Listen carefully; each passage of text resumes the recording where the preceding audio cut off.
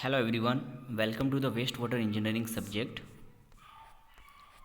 So in the previous lecture we have discussed about the volume weight relationship, right?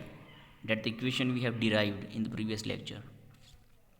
Volume weight relationship, okay?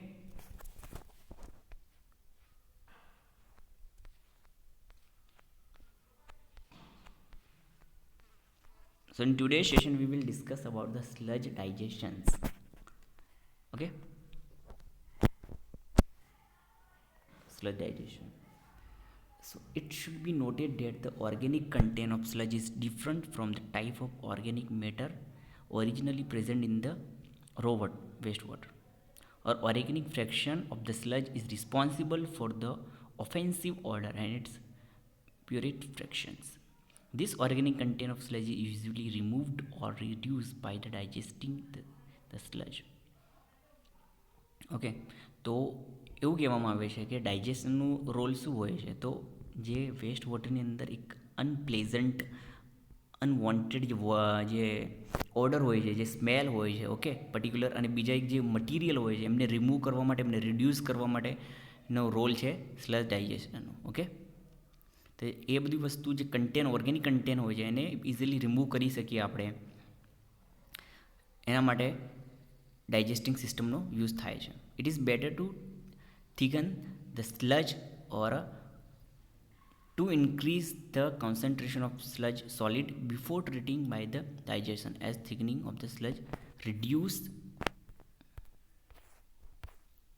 the volume of sludge to be handled. Okay બીજી એક વસ્તુ અહીંયા કીધી છે કે digestion operation કરવામાં આવે એના પહેલાં આપણે શું કરવાનું હોય છે કે સોલિડ કન્ટેન જે હોય છે સ્લજની અંદર એને કોન્સન્ટ્રેશનને એની જે કોન્સન્ટ્રેશન હોય છે એને આપણે શું કરવાનું છે ઇન્ક્રીઝ કરી દેવાની okay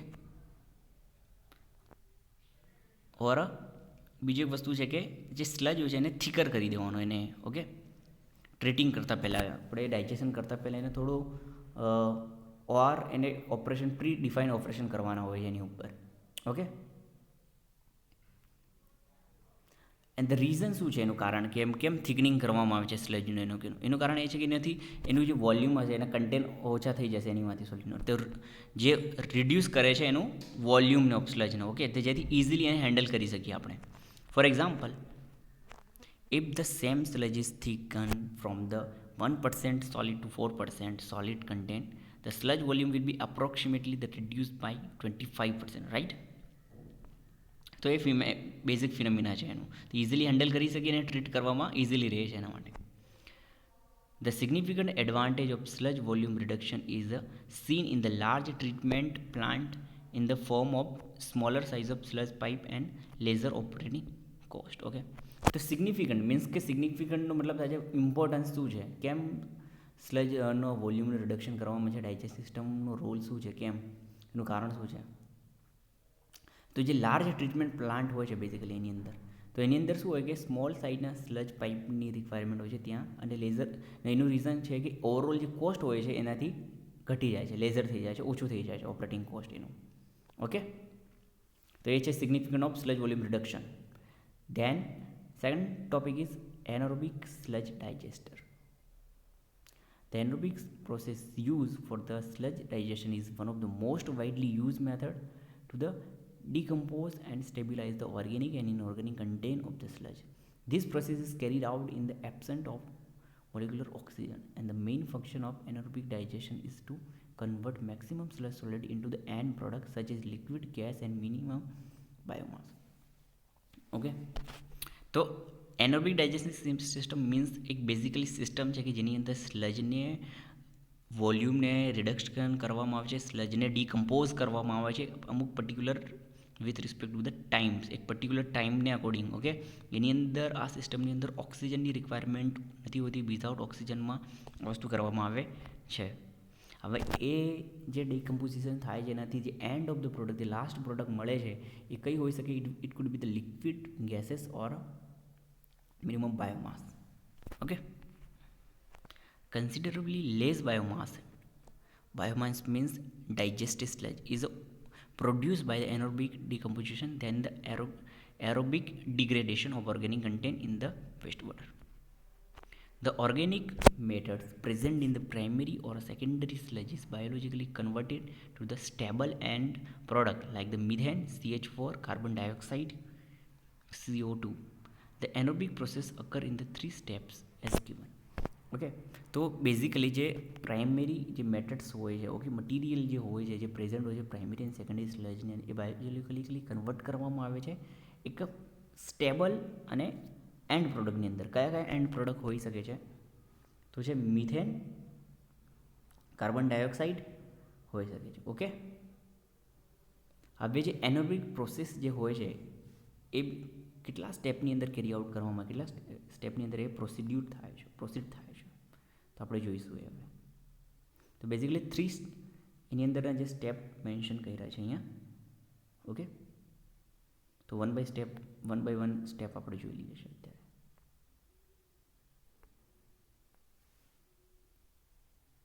step number 1, hydrolysis. Okay, the higher molecular weight organic compound of the sludge are converted into the lower molecular compound suitable for the use of source of energy and cell carbon by the microorganism. This is achieved through the enzyme moderate transportation, and that whole process is known as hydrolysis. Okay, તે જે entire process જે થાય છે આની અંદર, કે જે larger સાઇઝના organic compound જે હોય છે, જે રહી જાય છે સ્લેજની અંદર, એને આપણે કન્વર્ટ કરીને, ટ્રીટ કરીને લોઅર મોલિક્યુલર સાઇઝમાં લાવવાના છે, જેથી સ્ટેબલ ફોર્મ ક્રિએટ થાય, એના મટીરિયલનું યુનિફોર્મિલિટી જળવાઈ રહે.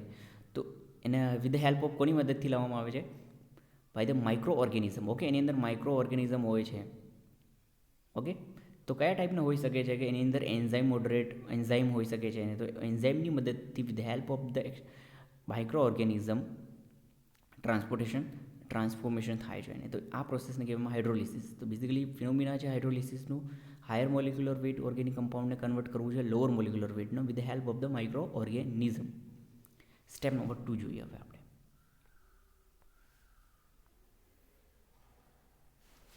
સ્ટેપ નંબર 2 ને કહેવામાં છે એસિડોજેનિક્સ.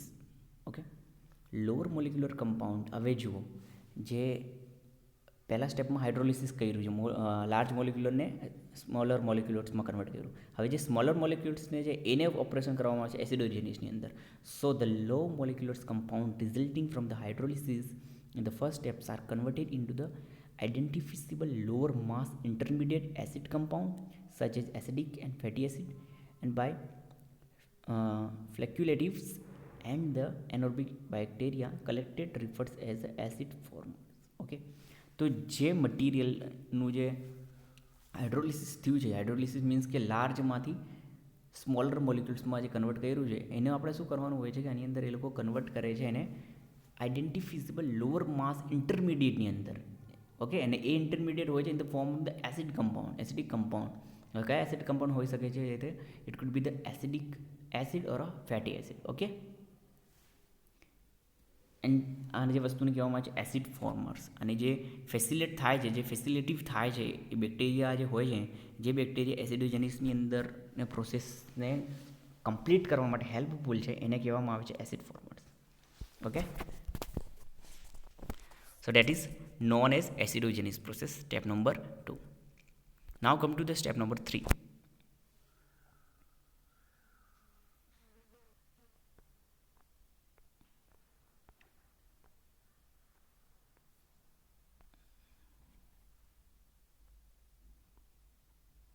Step number 3, which is known as methanogenesis process, bacterial conversion of the intermediate acid compound formed in the step number 2, right, and into the simpler end product like the CO2 and CH4 methane is carried out through the stabilization by the strictly anaerobic bacteria, usually called the methane formers.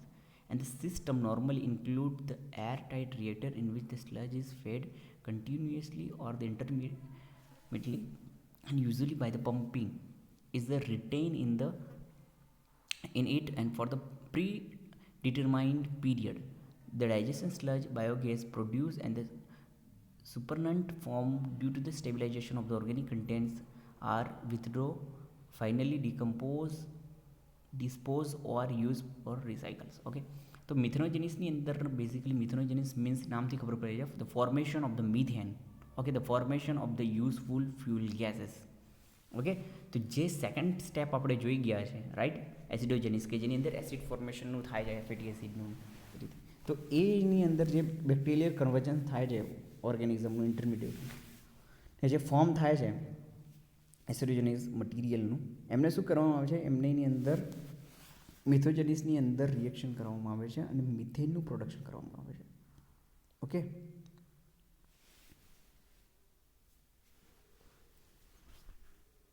so step number 3 basically dealing with the production of the methane gas and carbon dioxide. હવે આ જે process છે એને air tight રિએક્ટરની અંદર proceed કરવામાં આવે છે. Okay, ને ઉપરના તરફથી ટોપ સેક્શનથી કન્ટિન્યુઅસ ઓર ધ ઇન્ટરમીડિયેટ વેની અંદર કોઈપણ બે વેમાં આપણે ચૂઝ કરી શકીએ છીએ, મટીરિયલનું ફીડ કરવામાં આવે છે બાય ધ પમ્પિંગ સિસ્ટમથી. ઓકે, અને પ્રી ડિટરમાઇન પીરિયડ મીન્સ અમુક ટાઈમ સુધી એની મટીરિયલને ત્યાં પ્રોસીડ કરવામાં આવે છે, રિએક્શન કરવામાં આવે છે, રાખવામાં આવે છે રિએક્ટરની અંદર. ઓકે, ને after the completion of the particular time, તો એની અંદર શું થાય છે કે ગેસ ફોર્મ થવાનું સ્ટાર્ટ કરે છે, ગેસીસ. ઓકે, એને કહેવામાં આવે છે biogas and that is the methane CH4 નું પ્રોડક્શન થાય છે.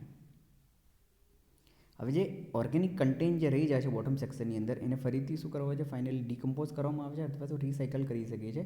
Date depends upon the different uses or requirement, right. So these are the basic 3 steps which is used for the anaerobic process. Okay, anaerobic process માં કયા કયા 3 basic step હોય છે, exam time પૂછી શકાય છે. તો આ 3 સ્ટેપ તમારે લિસ્ટ આઉટ કરવાના હોય છે: hydrolysis, acidogenesis and last one is the methanolysis. Okay,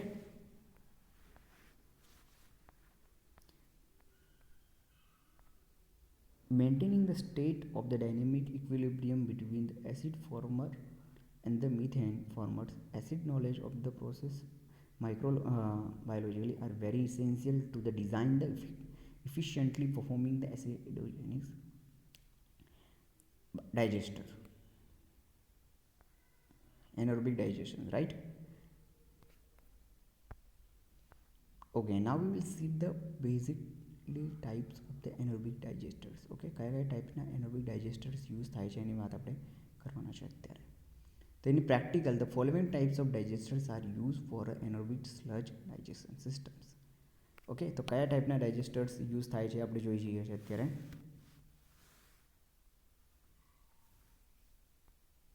first one is conventional or we can say standard rate digester.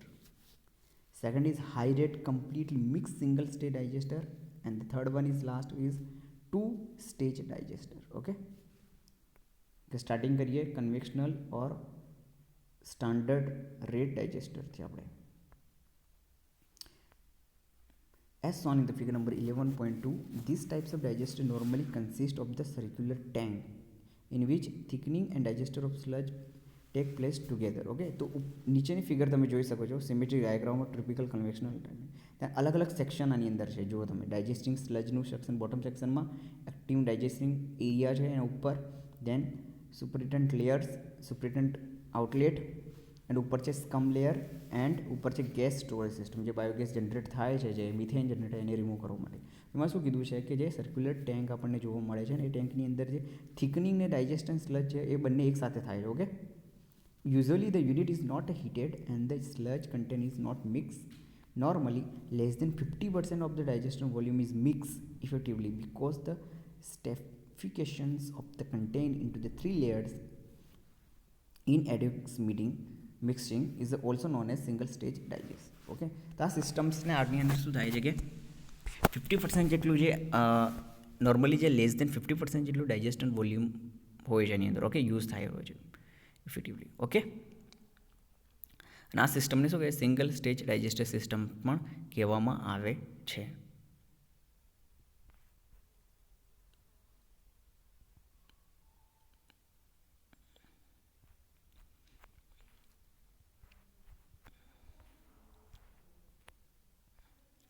Okay, તમે જોઈ શકો છો ફિગરમાં, at the side section the sludge that material is charged, okay, from this side.